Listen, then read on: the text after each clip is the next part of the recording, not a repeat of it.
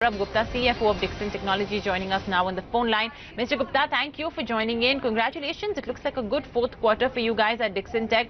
What would you attribute the strong growth number to, especially that top line growth, 858 crore rupees? Yeah, good morning, everybody. Thanks a lot. I think so. There has been always a focus on adding more customers. So the broad strategy at a company level is to migrate more and more to our own design, keep focus on backward integration, and keep adding more customers. And I think so we have been able to do that across all the verticals. So despite the industry slowdown in consumer durables, I think so we have delivered good growth, good revenue, and good growth on the profitability side. And it's mainly on account of the customer acquisition that we have done. So if you talk about consumer electronics, we have added Xiaomi as a customer, and the order book from Xiaomi continues to look strong. Month on month, our order book continues to grow. As far as home appliances, washing machines is concerned, we have a big order book from one of our anchor customers, Samsung, and that continues to grow. If you look at the lighting segment, I think so today we account for almost 50% of the lighting business in India, and we have all the major customers like Philips, Bajaj, Wipro, Panasonic Anchor, Jaguar, Usha, Siska.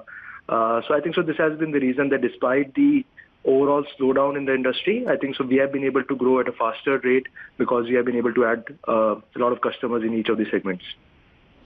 Okay, that's good to know. Mr. Gupta, I understand that you mentioned washing machines, and yeah, while the growth of that look good, I think the margins in that segment have contracted. If you could just tell us what the reasons for that are, and is that the segment that has put pressure on your overall margins as well? Because that too is more or less flattish. No, so if you look at the volumes and nothing has changed on that side, I think so there is a one-time expense, or there is a stock option expense of around 2.5 crores, and there is an expense of around 1 crores which gets allocated to each of the segments, to home appliances, to consumer electronics, lighting segments. So we need to allocate those corporate overheads. If you add back those corporate overheads, the one-time expenses, the margins would look similar to what we achieved in Q3.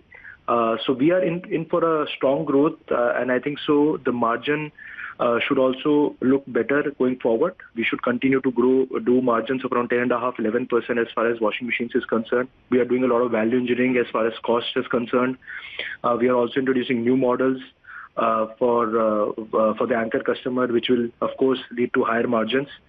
And we are in the process of launching a fully top-loading automatic machine as well in 6 and 7 kg category, and that should be up and running by Q4 of the current financial year. Okay, so margins should also continue to stay strong, should move higher from here on as well. So if I have to just talk about your individual segments and your overall order book, currently what's your order book like, and which segments will lead it? Because you have LED TV, you have lights, you have washing machine, and Xiaomi as well. So all of that, which segment will essentially lead growth from here on? I think so all the three segments. So if you look at the consumer electronic, which is LED TV segment, we are now expanding. We have expanded the capacity from almost 2.4 million to 3.4 million annually, which is one of the largest capacity that any company has in India.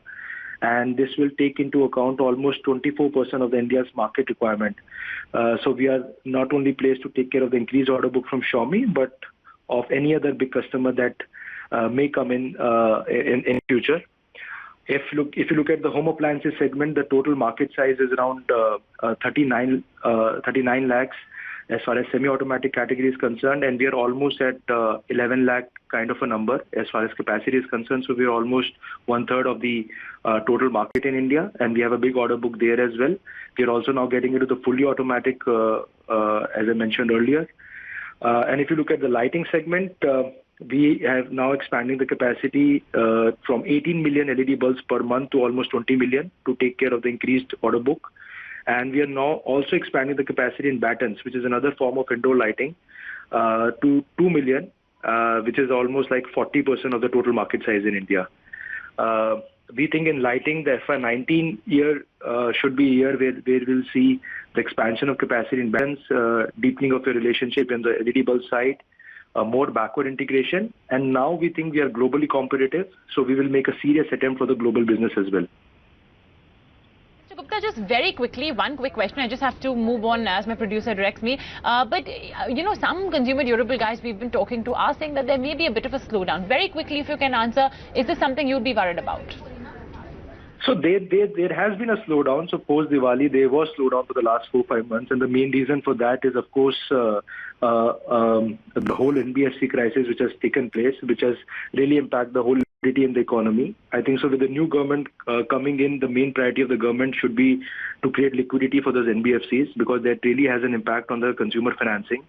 I think so. So once that's taken care of, and once the whole income growth happens in the economy, I think so we are looking for a further growth as far as consumer durable industry is concerned. And I think so the government would also simplify the GST, and you may, in order to boost the consumption demand, we may look for further rationalization of the GST rates.